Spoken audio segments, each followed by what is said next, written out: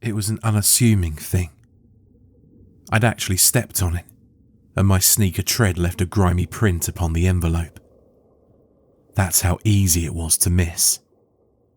Just this small thing on my mat, something I'd not even seen the first time I passed it.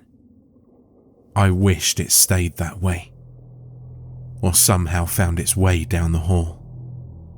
But as I was leaving my apartment the next morning, I noticed it at last.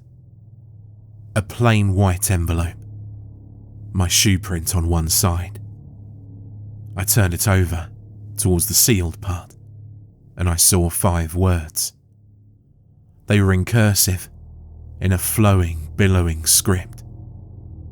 To whom it may concern. A very odd thing, that phrase.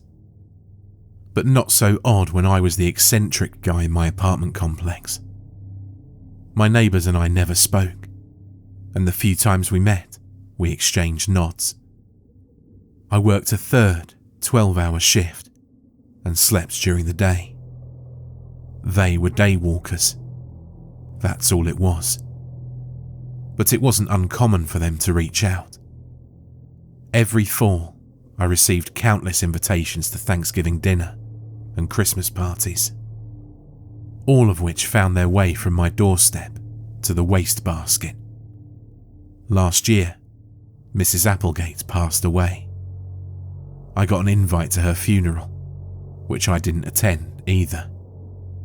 Not going to the parties didn't help my reputation. But when you're in the company of strangers, what hold does reputation really have? Especially if you're ignorant to it. I had a few moments before I had to be on my way. So I opened the door to my apartment, set my bag on the counter, and opened the letter. It's been over a year since I read it, but I remember it plain as day. I always will. Even now, I can recall the handwriting, big and loopy. Far too beautiful for its horrid subject matter. The contrast between those elements bothered me at first, and terrify me as memories drift into my sleep, making my rest one big nightmare. The letter, more or less, went like this. To whom it may concern. My name is Ebdias Craddock. I'm an old man now, by my own standards and the world's. Being so, I've grown bent and crooked and weak.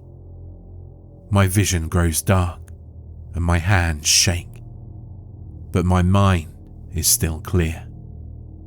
I only wish my conscience was as well. I'm dying, I think. Not of a disease or malady, I've checked, but because of age and a toll on my heart and head. It's a yoke I've drawn for 50 years, head cowed and low. But before I pass, it's time to let it all go. I killed Bob Harlow, my best friend, in 1959 with my bare hands.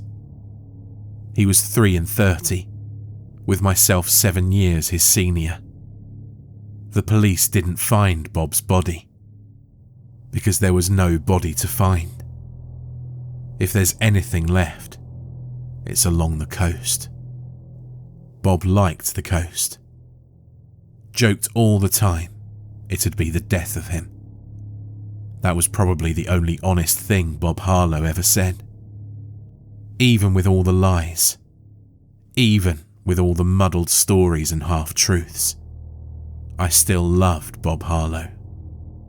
The man he was, that man was my brother, as close and as dear as any blood relation. But, as I found out, Bob wasn't that man. Not all the time, at least. Rather, I found out who Bob was over time. It bubbled to the surface, black and crude, peeling away the man I once knew. Bob Harlow as it turns out, had rotted away inside. I don't know how long it was before I met him, but the Bob that I met, he was just a thin veneer, a sloppy coat to hide the shambles beneath. I didn't know that when we met at that beer festival in 1953. Back then, Bob's surface was all I saw.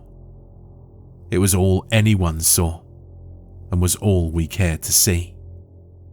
For he was a broad-shouldered, smiling man, with a pot belly full of roaring laughter.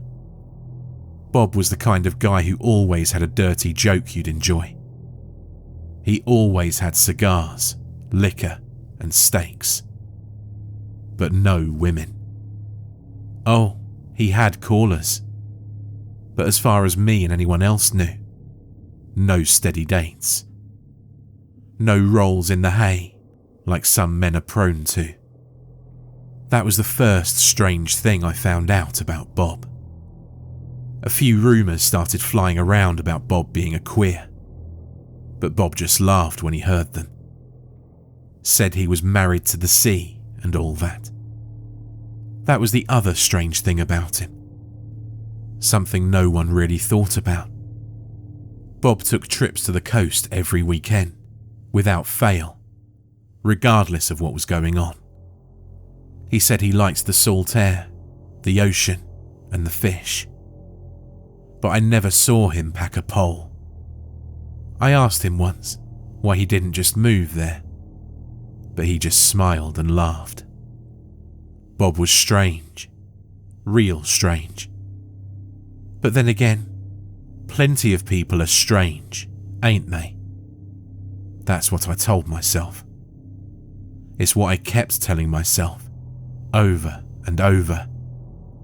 Right up until Bob invited me to go fishing with him in the summer of 1959. About that time, I'd known Bob a few years.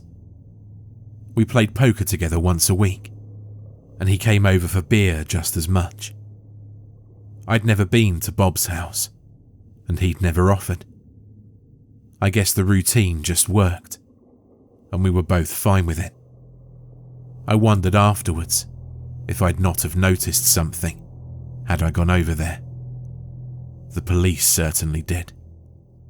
All the same, I felt comfortable with Bob, so I took him up on the offer. With a packed cooler in the back of his pickup truck, we took off for a sleepy town called Oak Island in the Carolinas. It lacked the gaudy glamour of other beach towns. All the buildings were small and stone, with shutters on every window. It made the whole town seem dour, but Bob kept on smiling, talking and laughing the whole way there. He'd rented a hotel for a few dollars, and we'd arrived so late in the evening, we spent our first day bunking and going to sleep. Bob woke me the next morning, shaking my shoulders until I cursed and spluttered. The sun wasn't even up, and not a single bird sang. But Bob was wide awake, dressed, and had a paper bag in his hands. He told me over sausage biscuits that we were going to his favourite fishing spot. We drove for almost an hour, headlights cutting into the early day. It was still dark when we stopped. I thought we'd see a pier or a wharf, but Bob had parked the car near a shorefront.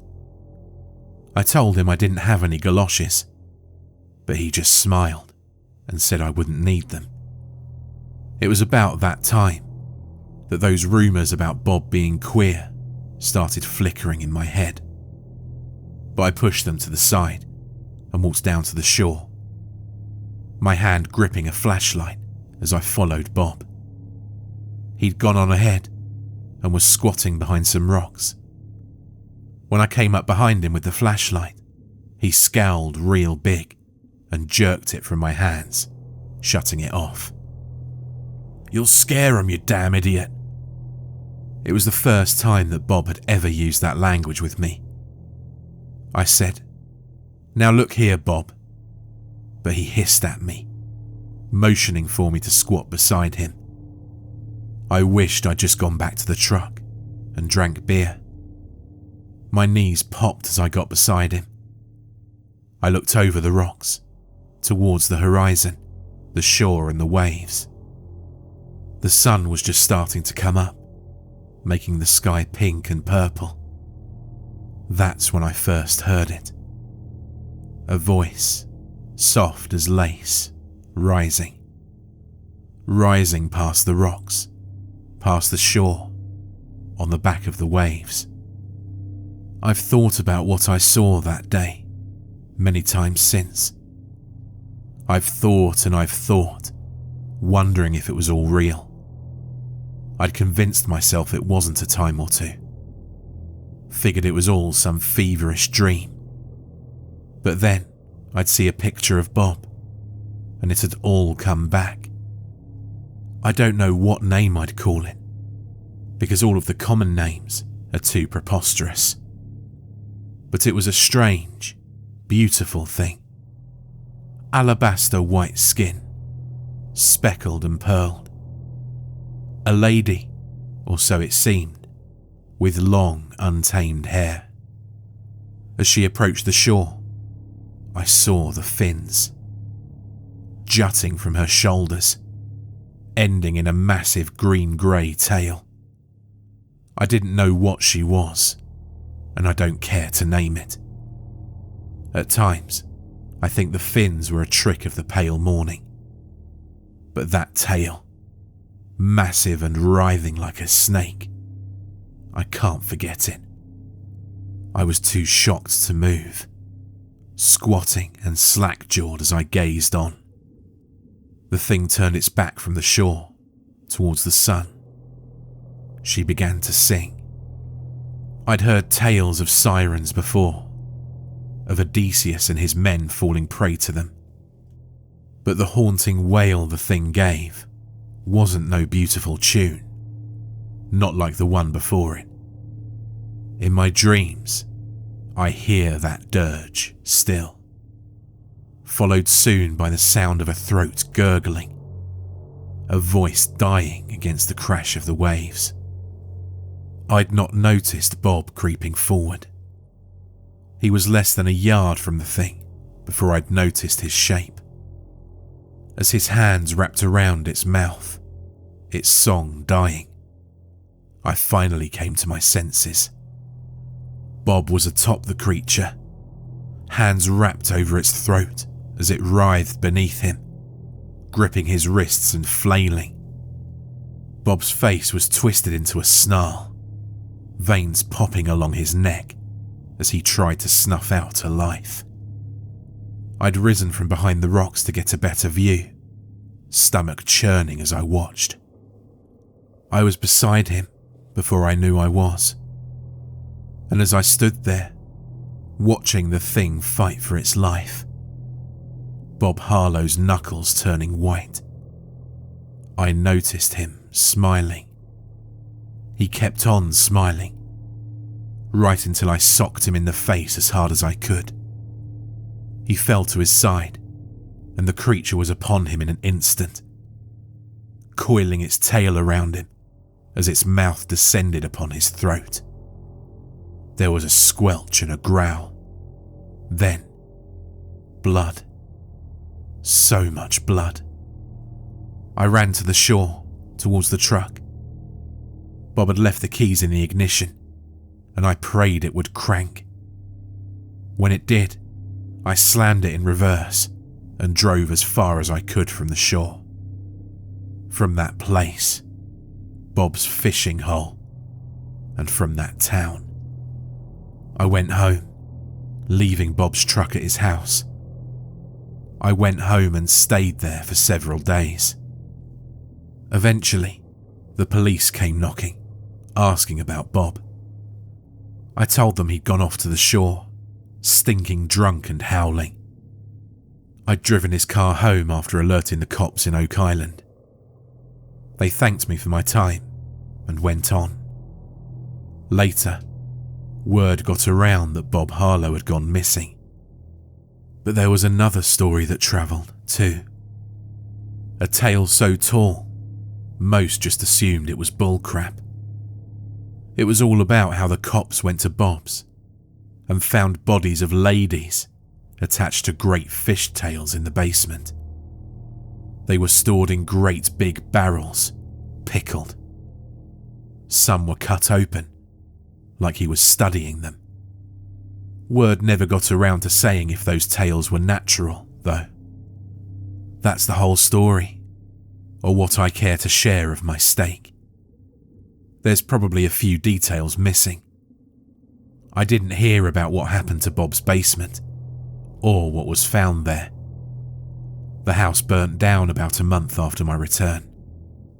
According to the neighbours, it stunk to high heaven. Like dead fish. Like an old wharf that's been there for years. I don't know what Bob Harlow was studying in that house, but it made every fishing trip he'd gone on suspect. That went back for years. But of all the things I question, my sanity chief among them, I question why Bob chose to tell me. I guess I'll ask God when I see him. Or maybe Bob. Whichever it ends up being. Eb Craddock. I was too stunned at first. I put the letter down on the table, slumping back on my couch. It was a hoax. It had to be. But it was one I didn't have time for at the moment. I was already late for work. Over the next few weeks, I kept my eye open. I watched my doormat for hours at a time. And when I wasn't gazing out the peephole, I was researching missing person reports, fisherman stories, and folk tales from Oak Island. There were numerous reports of beautiful music pouring in from the rocks at odd hours. Specifically, late at night or early morning. Coincidentally, the best times to fish. A time many boats were just leaving port. Also times when several of them crashed for no discernible reason. Ebdias Craddock and Bob Harlow were real people. I'd found Craddock's funeral announcement weeks later, after it happened. After I was sorting through my mail. After I'd calmed down and begun to think the whole thing was a dream, just like Craddock. I found out he lived a single floor down from me. Macabre Horror here. I hope you enjoyed this horror story from a very talented author. Thanks so much for listening and supporting the channel. I'd appreciate if you could leave a comment below, as I love to hear from you all, and I'd appreciate if you can like and share, as that really helps as well. If you want more scary stories, check out the video or the playlist on screen.